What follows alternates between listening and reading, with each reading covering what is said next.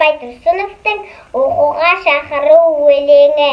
Балалар оқуға бар жатпа қарап, жуынып киініңдер шапшаңырақ. Шақырды тауық мана әлде қашан, қарап тұр терезеден күн жылтырап. Адамда ұшқан құста жүрген аңда, жұмыссыз тек тұрған жоқ ешбір жанда.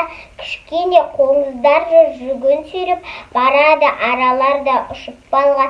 Күн ашық, тоғайлар шат ың-жың орман, оянып жан мұқылып түнде қонған.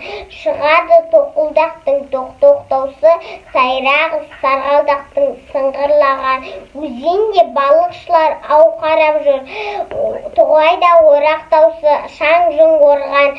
Аллалап ал кітапты қолдарына, құлдарын Құдай сүймес жалқау болған.